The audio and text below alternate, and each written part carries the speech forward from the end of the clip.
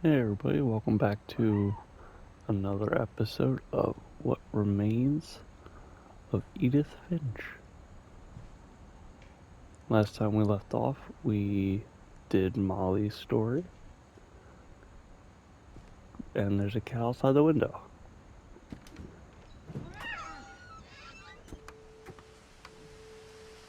Whoa!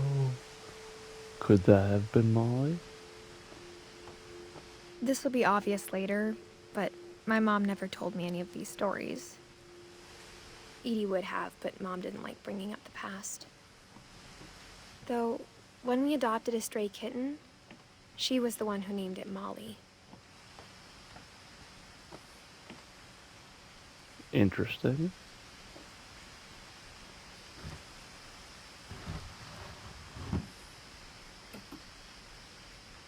I spent a lot of time in Great-Grandma Edie's room.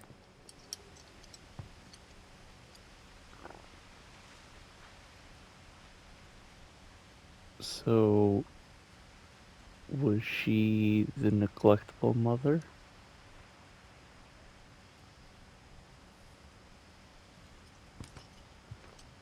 Louis died a week before we left, but Edie had already started to memorialize him.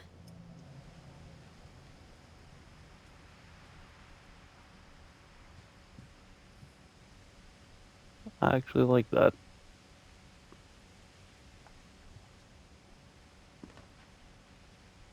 Her room was like a museum. Ooh. Odin story. Oh my god, I had one of these.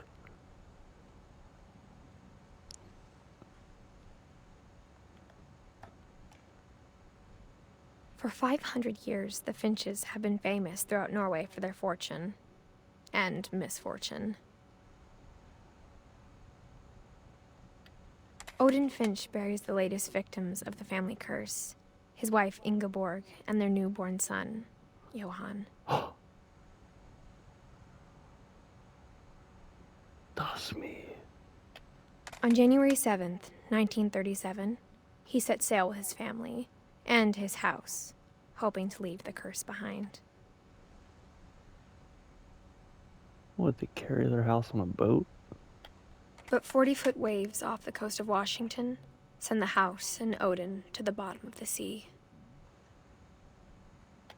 Odin's daughter Edie, with husband Sven and baby Molly, step ashore on their new home, Orcas Island. Odin Finch is the first to be buried in the new family cemetery. His daughter Edie is already dreaming of a new Finch house. So she was the mom.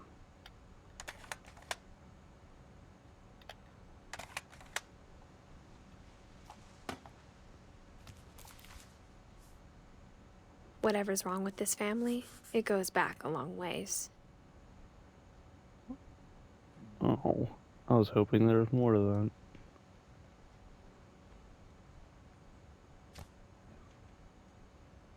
I really like the simple, controls.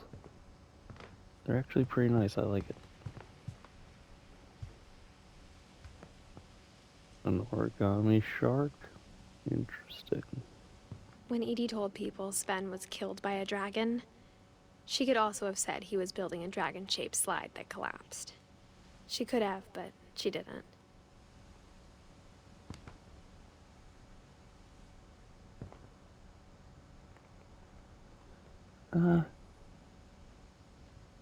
She could have said it was Jormungandr.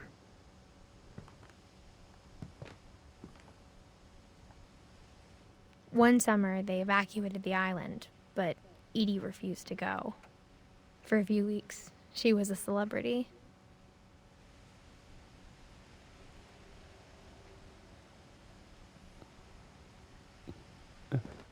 I hadn't thought of myself as Edith Jr. for a long, long time. Edie gave a big interview about a mole man living under the Finch house. My mom was furious.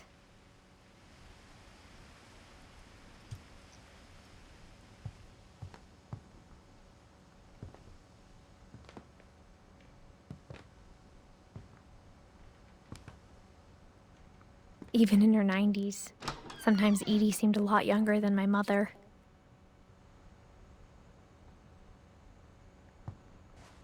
Whoa. Talk about shag carpeting.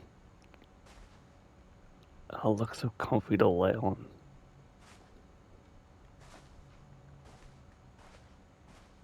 The only trace Grandpa Sam's first wife, Kay, left on the house was the pink bathroom.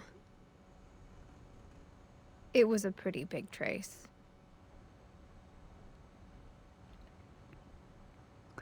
I had a pink bathroom when I was a kid, and I can tell you, it is not the best color.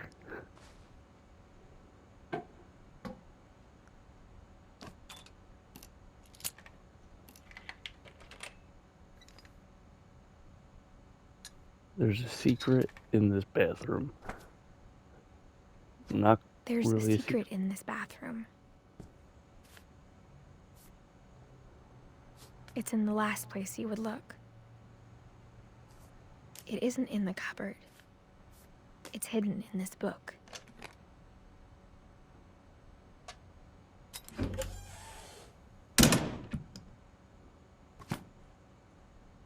No, there's more to explore.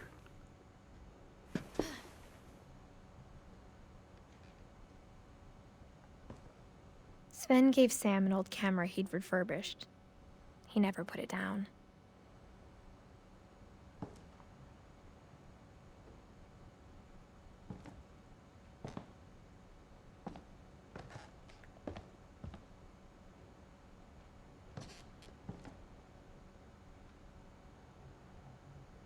Milton.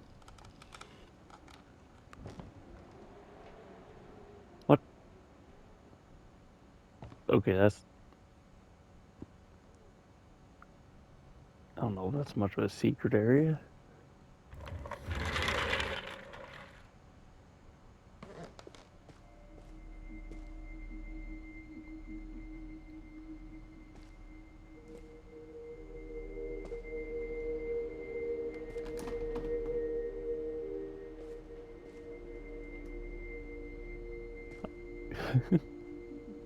I knew Grandpa Sam had a twin. Tear down this wall. And that he never talked about him.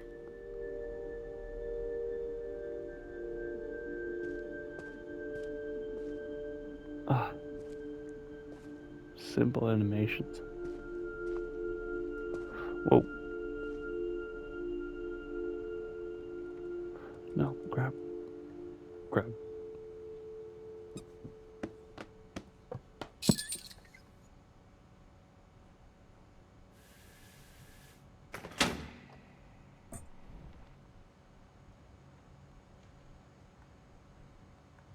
Pull, twist, up.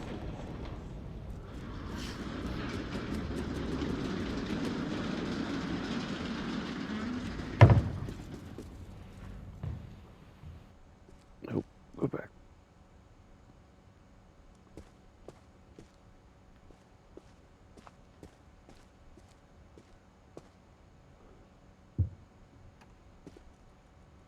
Oh.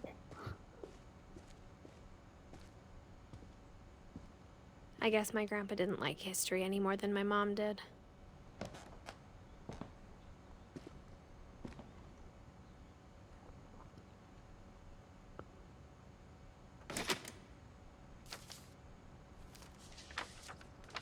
How I Want to Remember My Brother by Sam Finch.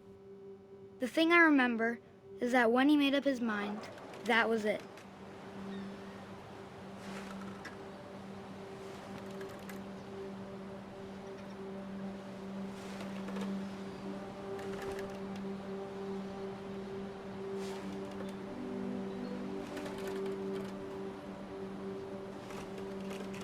My brother said he'd die before he ate another mushroom, and he did.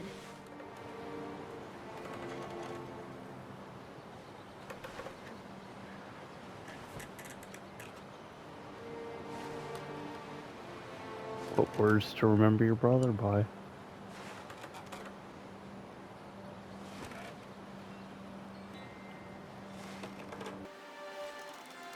Am I supposed to get off this? What? What? No.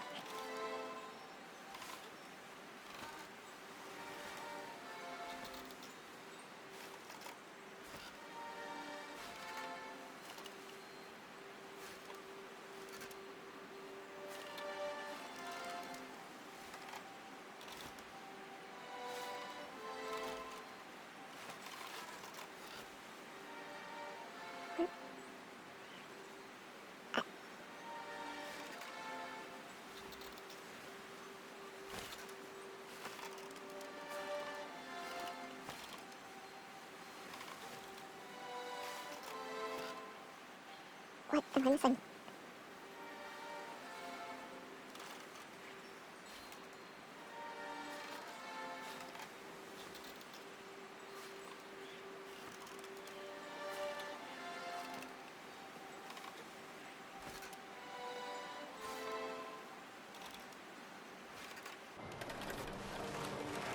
Oh, At Barbara's funeral, we swore we'd never be afraid again. And he wasn't. I think Calvin always wanted to fly. over the fence. Sam! Calvin! Dinner's ready! Coming! But that day, he finally made up his mind to do it. I told him going around was impossible. Maybe if I hadn't said that. Calvin! I'm not gonna tell you again! Maybe if the wind hadn't picked up. Then maybe he'd still be here. But I doubt it. I think he'd already made up his mind.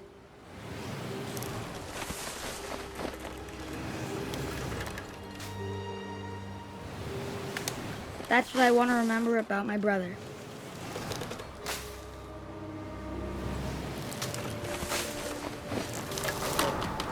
Peter said. The day he made up his mind to fly.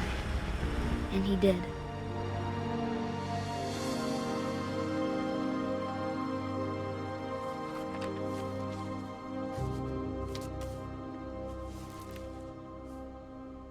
Calvin's story felt strangely familiar.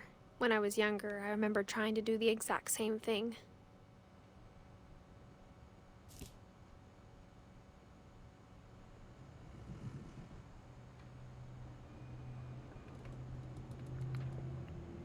After the funeral, Edie roped off Calvin's half of the room.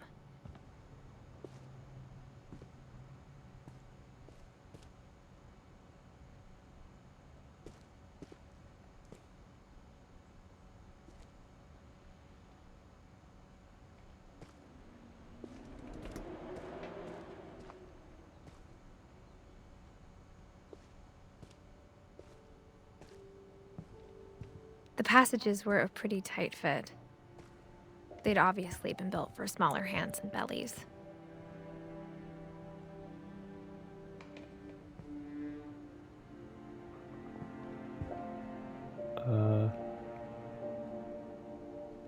I'll go this way first.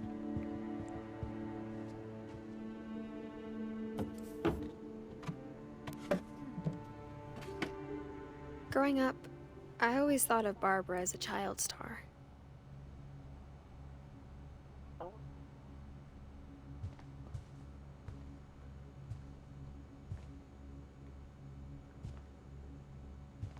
I mean, it kind of looks like it. I never thought about how hard it must have been for her afterwards.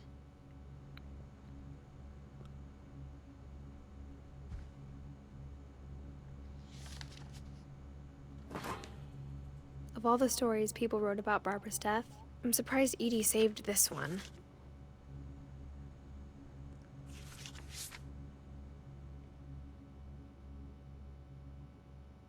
Old Jack here with another ghastly tale inspired by America's most unfortunate family. I'm calling it The Surprise Ending of Barbara Finch. As a child star, Barbara was famous for her scream. Now at 16, she was all washed up, a has-been. But in a lucky break, she'd been asked to perform her signature scream at a local convention for monster movie fans. It was just the boost her career needed. Unfortunately, her scream hadn't aged well. Getting better. I think you just need the right motivation. Her biggest fan and current boyfriend, Rick, was about to demonstrate when... Now that was a great scream. It was Barbara's father, Sven. He'd slipped into a table saw and had to be rushed to the emergency room. So Barbara got stuck babysitting her youngest brother, Walter. Her convention comeback was cancelled. Okay, I'm hearing frustration, but I'm not hearing terror. What if I tried... A gang of hoodlums in Halloween masks have been terrorizing Orcas Island tonight. Police are urging residents to... That came from the basement. You're right! Also, I loved your delivery on that. Why is your basement door locked? Because my dad likes making puzzles and secret passages. There's a key hidden in the music box. The secret is to keep winding and winding until finally the key pops out. Thanks, babe. I'll be back in a sec. 20 minutes later, Rick hadn't returned. So Barbara went to look for him, right on cue. She reached for the music box.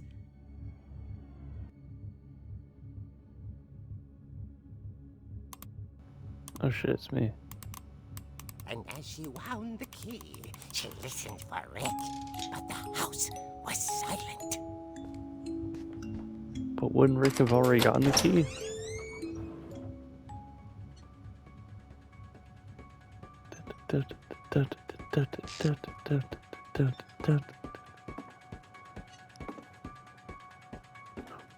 She found Rick's crutch and imagined the worst.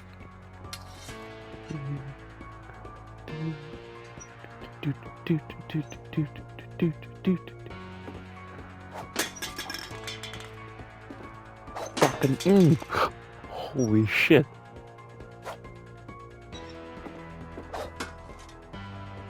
Oh, I'm about to fuck people up.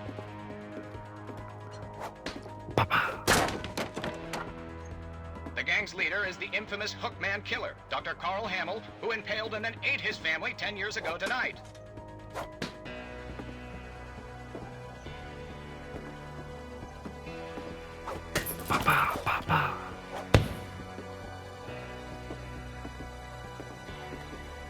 The old fridge rattled and grew still.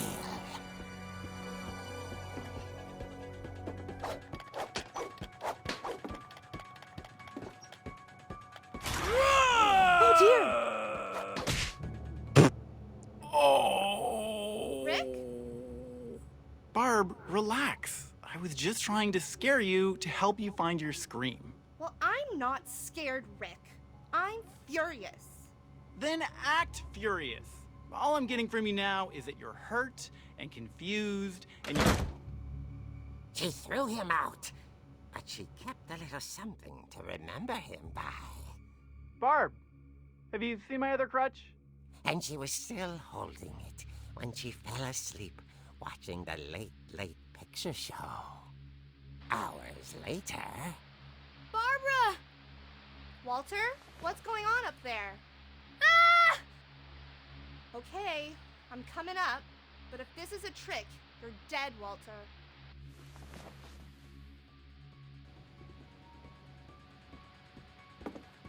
Yeah, he has something to remember me by with that broken ass nose. Oh god. 60s houses. I want a chair.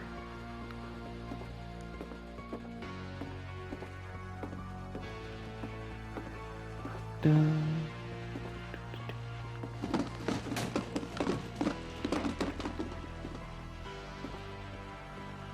Walter, you clumsy bitch.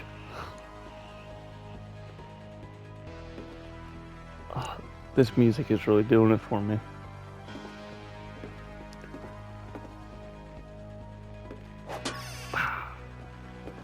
Walter, are you there? I'll beat the shit out of you.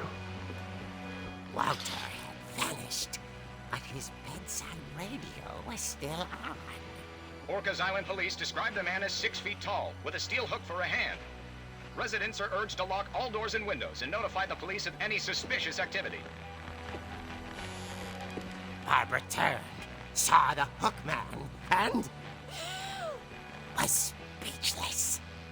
He was quite smashing. And whoever he was, he couldn't get enough of Barbara. Okay, Is Barbara, this somewhere? there's gotta be another way out of here. That night, she played her part beautifully.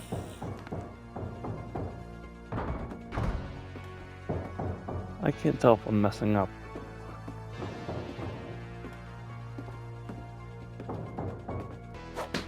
Nope. Window? She thought about abandoning Walter, but just couldn't do it. I guess not. Molly's door hadn't been opened in years. The hinges groaned. But he couldn't hear me.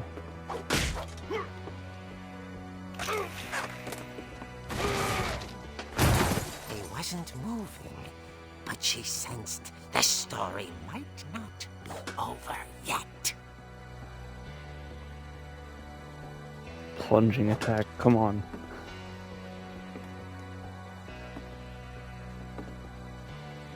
If I slip on this gate, I swear to God.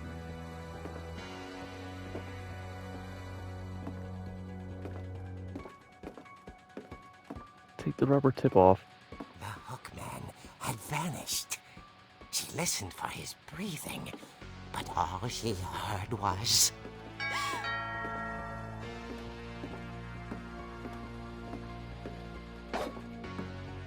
Did I just break the glass? Oh, no, never mind. Someone at the door was dying to speak to young Barbara.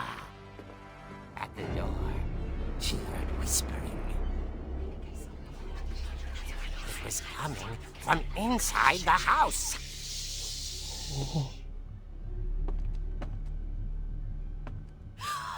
Oh dear. That's it. The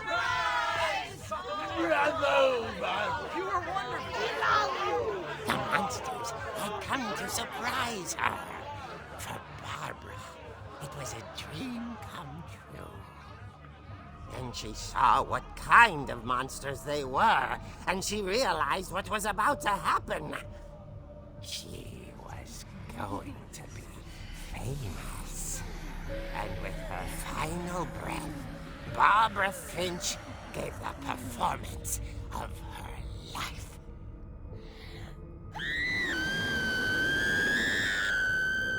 I wasn't there myself, but I hear Barbara was magnificent.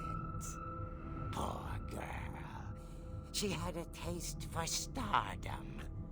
But unfortunately, so did her fans. Of course, the police blamed it all on poor Rick, who disappeared the same night.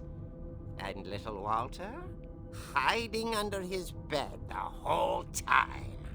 He took it all pretty hard, but that's another story. As for Barbara, tucked inside the music box is all they ever found of her. Her ear. Now that's what I call a real eerie tale.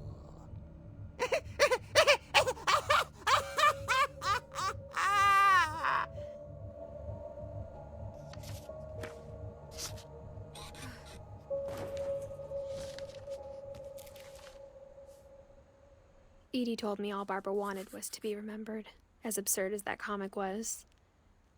Maybe what Edie saw was a happy ending.